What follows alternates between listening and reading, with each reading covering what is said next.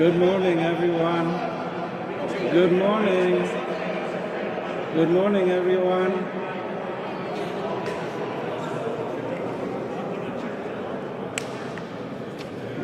When the Vietnam War ended 50 years ago, the great state of Arkansas have opened her heart and arm and embraced at Fort Chaffee, Arkansas, between May and December of 1975. They helped resettle over 50,000 Vietnamese, South Vietnamese, escaped from the communists. So last night there was a huge celebration at Fort Chaffee, but today we gather here to pay tribute to people who have sacrificed everything, American, Arkansas, and South Vietnamese who have defended our freedom. And so today we'll gather here and we thank the Honorable Dennis Milligan, the Auditor of the great state of Arkansas, allow us to have this celebration here today. Here's the Honorable Dennis Milligan. Thank you, Dr.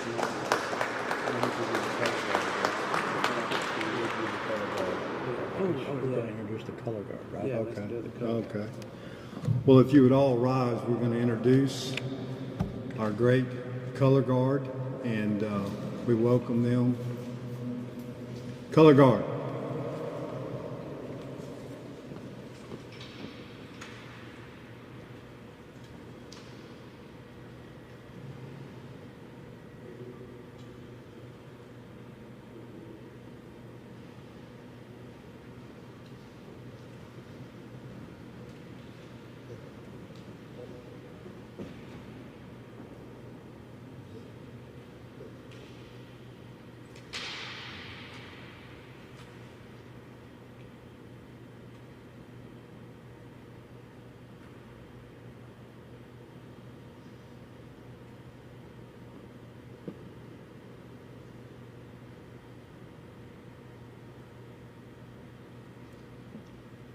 Would you please join with me in the Pledge of Allegiance?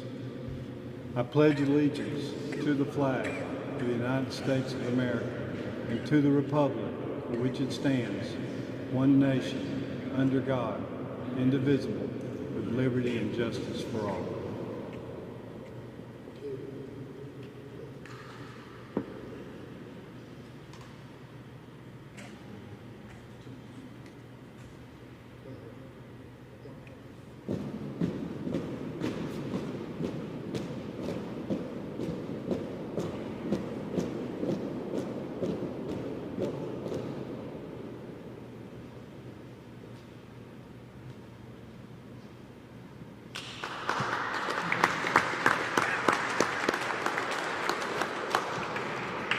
You can be seated. Well, ladies and gentlemen, let me begin by welcoming you all to the state capitol. It's my home is for right now. It's an honor to stand before you and speak about an important moment in Arkansas history. The moment we stepped up and provided a gateway to freedom for more than 50,000 Vietnamese, Cambodian, and other refugees, not because it was easy, but because it was the right thing to do. Now, speaking, of course, about the summer of 1975, when the U.S. withdrew from Vietnam, leaving Vietnam meant that every single Vietnamese person who had assisted our military was open to retaliation. Every single individual who opened their homes to our soldiers, who offered food, intelligence, or even simply compassion was put at risk. And though we were no longer in Vietnam, our duties as global keepers of the peace were no less important than they were during the war. So we began Operation New Life, an endeavor to offer asylum to Vietnamese and other refugees at Fort Chaffee. As we did this, let me make it clear, today isn't about our part in Operation New Life. Today we look outwards and commemorate an almost unimaginable sacrifice, the sacrifice of Vietnam refugees, men, women, children, who risked their livelihoods to support American troops during the Vietnam War. They did this bravely and did what was dangerous and difficult, yet righteous and respectable. They left everything behind to seek safety, peace, and democracy. Some of you here today may have had family members who fought alongside our troops for their independence. These brave people fled their homes and everything they knew for the hope of living alongside us in our beautiful country, free from retaliation and communist rule. We celebrate their part and reflect on their troubles, because I would bet that most, if not all of us natural-born Americans, we would never had to make such a sacrifice. Even envisioning such a daring courage is difficult. So today, as we commemorate the 50th anniversary of the Gateway to Freedom and Operation New Life at Fort Chaffee, we remember. In a little while, we'll go out to the Vietnam Memorial and we will be able to acknowledge the importance of the Vietnamese people and to our mission during the Vietnam War when we were fighting against communism.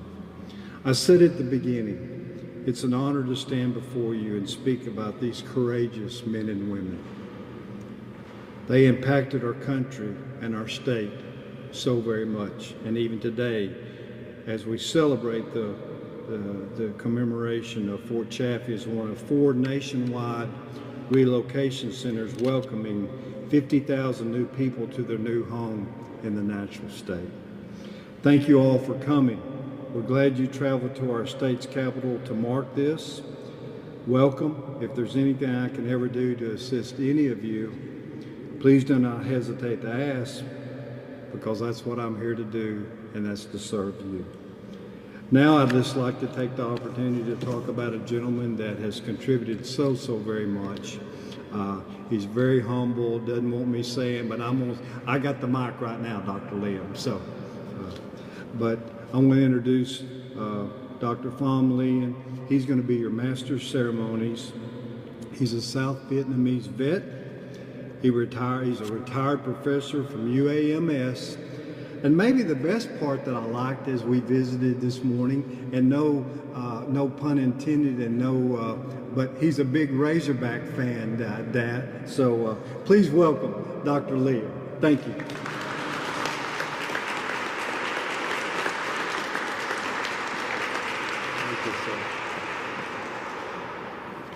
Thank you, Mr. Milligan. When we were here in the first 20 years or so, our children, the young Vietnamese American students, excelled in school and earned a reputation about being good in mathematics. But we never thought or never dreamed that soon we will have a sport start. And of all sports, it's American football. And so we work, you know, I'm a big Razorback fan, and of course, you know, I used to be going to school in Texas, but when I moved to Arkansas, I learned to hate Texas, you know, but that's normal here. But anyway, but then we saw a star linebacker with the Texas A&M, and he plays so well in every game. And you know, I mean, Coach Robinson of the USC used to comment on TV. They say, "Look at that Dat Ngyuen. He running like a maniac in the background," you know. So we have the first All-American football player, Vietnamese American. And then, of course, we got the first NFL star in Mr. Dat Ngyuen. And even though we don't like Texas, we do like the Dallas Cowboys. And the Dallas Cowboys is the only NFL football team that we support till this day. You know, it used to be St. Louis Cardinals too, but it's no longer there. So here I have the honor to introduce to you our honored guest, Mr. Dat Ngyuen.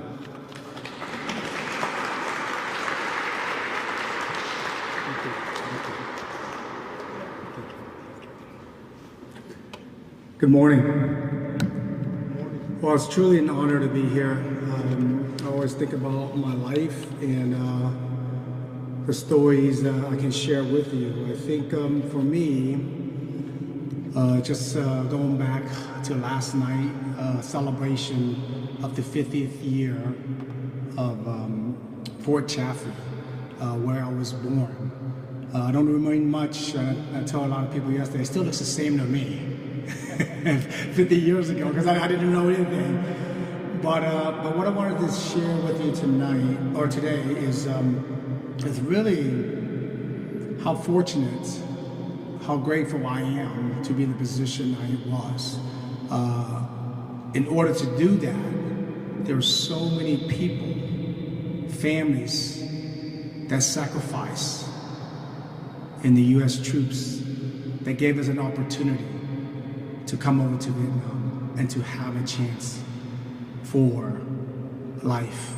And for me to say here, I owe everything that I accomplished or had success or experienced to the U.S. troops, because they are the reason why I'm standing here. And I'm one of the evidence or example of what they sacrificed, or their family has sacrificed for me to be here.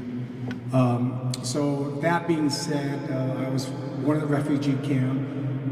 Obviously, you come from Vietnam to America, you never think about playing the game of sport. You always dreamed about maybe one day playing the game of sport. But I come to America and I get to play the American sport, and then I get to play for the Americans team. And then the owners from Arkansas. So I guess I touched all the places, all the points here, standing here today in the state capital of Arkansas with Mr. Jones being a representative for the Dallas Cowboys, and for me, a kid loving the game of football and playing for a team like the Dallas Cowboys. I'm just so grateful. My family's grateful. I think every day I wake up, I always ask God. I told the story a little bit last night. It's why me? Why did he choose me where there's hundreds and thousands of Vietnamese kids that could play the game of sport or experience what I had to experience? So I know it's not about me, it's all about his purpose. So my purpose now is just to share and allow kids to dream, because at one time I did dream and I fulfilled a dream, and now I'm just giving girls and kids opportunities in life.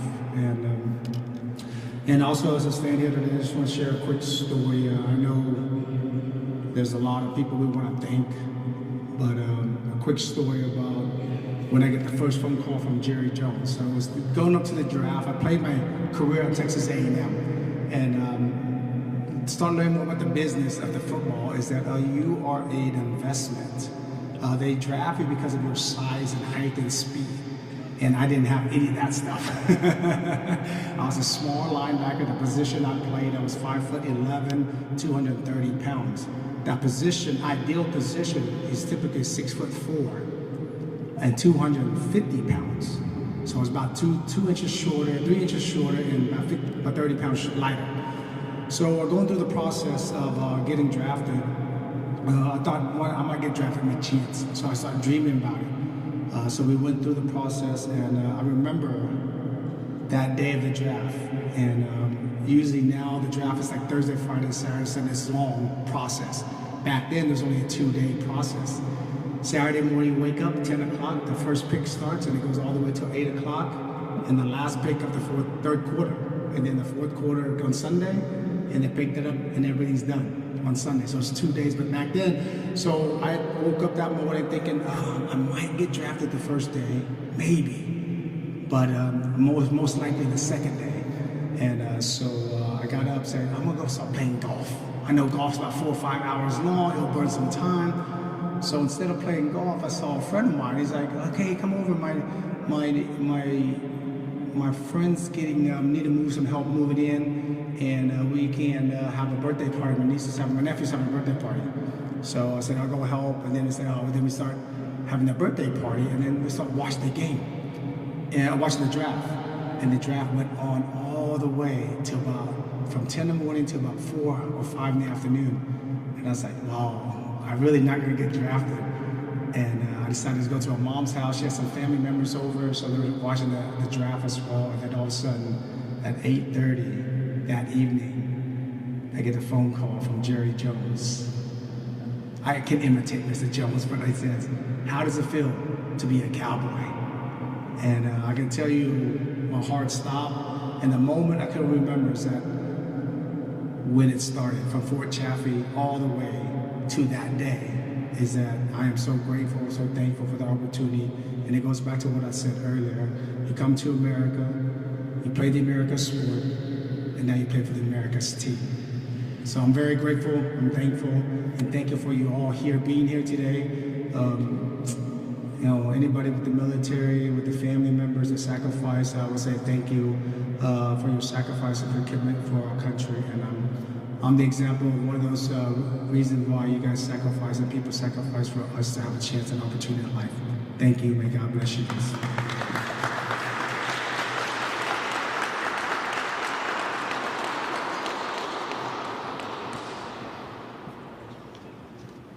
Thank you, Mr. Dart.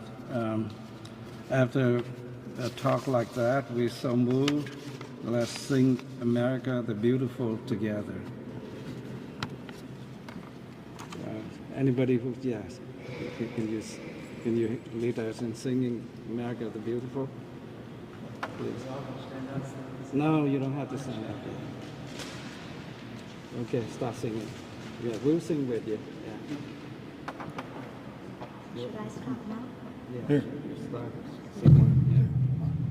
Okay. Thank you. Thank you so much for having me here. It is indeed an honor. Can you hear me okay? Right. 50 years ago, I was at Fort Chaffee with my family. We were airlifted from Saigon in a C-130 a cargo plane.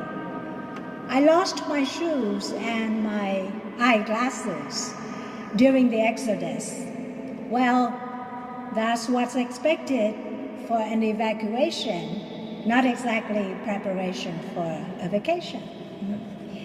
At Fort Chaffee, I walked every day blocks of barracks to volunteer at the Red Cross Infirmary. My father had a few dollars with him, so he gave me $5 to buy a new pair of shoes. It's a huge investment for us at that time. I bought a pair of shoes made out of pink fabric. What a great thing to have a brand new pink pair of shoes in America. Much later, I found out that I had bought a pair of children's shoes for myself, and I was almost 17 years old, but those days I weighed less than 75 pounds. The eyesight problem was even worse, considering how I managed to find the right toilet or the bathing area in Guam, or to tell which barracks at Fort Chaffee to enter. The next thing I knew was that I was on a bus leaving the camp. After the eye examination, when I finally got a pair of new glasses properly fitted, boy, the world looked as pink as my new shoes. That was the first time I saw America the Beautiful, downtown Fort Smith, or maybe downtown Little Rock. I wouldn't have known the difference. We were indeed the lucky ones to be in Fort Chaffee in 1975. Of course, there was mourning for losses and for those left behind. My maternal grandmother stayed in Saigon. She died only a few years later out of lack of medicine and food during the harshest days of communist Vietnam. I did keep my promise made to her to take care of her in her old age, an emotional wound that never heals. For this occasion, I must thank the United States, Arkansas, and Fort Chaffee.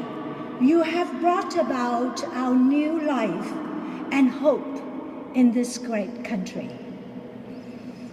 By the way, we were 3 times refugees, my family. America rescued us 3 times. First, from the persecution of landlords in 1954, then from genocide during the Tet Offensive of 1968, and finally from gulags and the treacherous new economic zones after the fall of Vietnam. After 50 years, our refugee experience might become voices forgotten. Thanks to Fort Chaffee, the historical district, we now have our chance to speak again. I must also thank all of those who died or risked their lives in order for us to live. They gave us the best of choice, our freedom. So before I end my talk, I must share with you what I have done with my life, with freedom. I owe it all to them, those soldiers and civilians, South Vietnamese and Americans, who sacrificed in saving and serving our cause in Vietnam. My first job was with the public relations firm founded by Jack Valentine, the special assistant to President Johnson. I then combined law school with my next job for the Houston School District. My mother underwent 2 years of chemotherapy. During that time, she recovered, so I moved on to practice law with 4 national and international law firms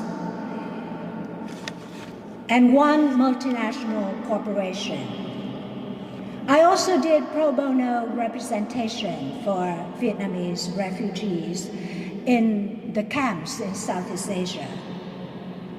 I worked for the federal government 3 times, but I withdrew from the White House fellowship in order to stay in Houston, and because of that, I had a chance to be appointed. And then I found out later that I was the first Vietnamese American to hold a judgeship in Texas. So thank you, the state of Texas. I also managed to write 3 novels featuring Vietnamese refugees. All of my characters were Vietnamese refugees like us.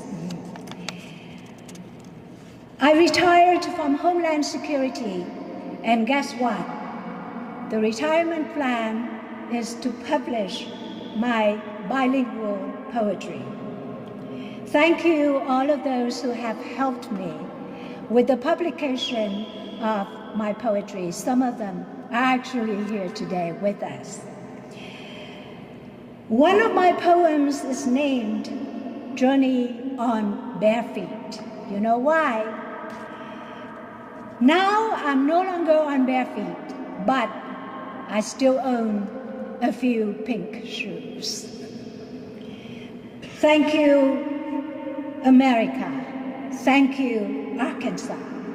And thank you, Fort Chaffee, for having given us our, quote, best shoes and best eyeglasses. I mean, symbolically. You gave us our new home, our standing, our vision. You gave us our place after that one-way trip. 50 years ago, never, never, never forgotten. You made it all happen for us. The trip, the journey from Vietnam to Arkansas. Thank you so much from the depths of my heart.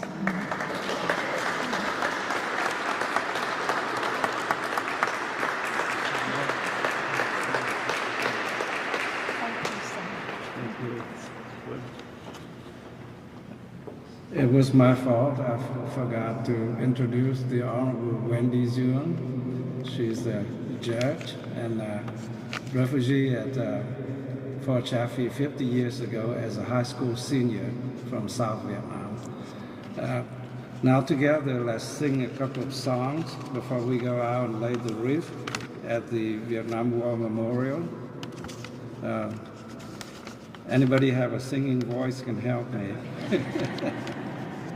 We sing America the Beautiful, this version twice. So please, let's start. Oh, beautiful for spacious skies, for amber waves of grain, for purple mountain majesties above the fruited plain. America, America, God shed His grace on thee, and crown thy good with brotherhood, from sea to shining sea. Once again. Oh, beautiful for spacious skies, for amber waves of grain, for purple mountain majesties above the fruited plain. America, America, the shed His grace on thee, and crown thy wood with brotherhood, from sea to shining sea.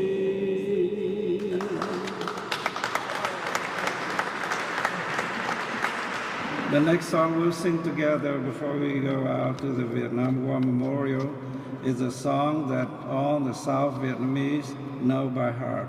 And please sing together with me if you're South Vietnamese, Vietnamese free people. Vietnam, Vietnam, ai cô đôi Việt Nam ơi, Việt Nam nhớ tôi, Việt Nam, Việt Nam tiếng ai cô nói sao cũng đi.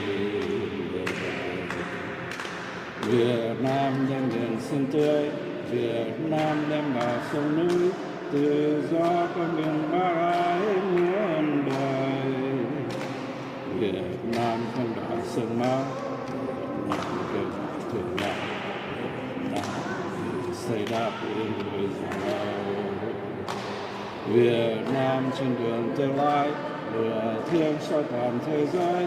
Việt Nam ta nguyện tranh đấu cho đời. Tình yêu đây là khi giới,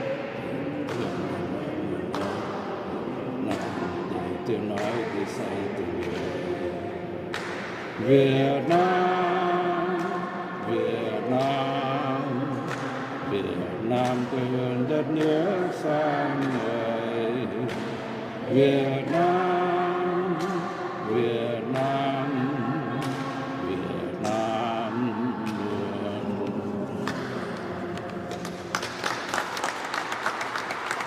Thank you, everyone. And we are going to move to the Vietnam War Memorial in front of the state capitol. And Mr. Milligan. Doctor, I think that maybe the easiest thing, now the elevators are here, there's stairs would be to your left, to my right. That might be easier to go down, otherwise we'd be waiting on elevators. So that might be the quickest way to exit. And again, if you need an elevator, feel free, and then we'll hook up downstairs, okay? We're going to the memorial, which is right out in front here of the Capitol. Thank you.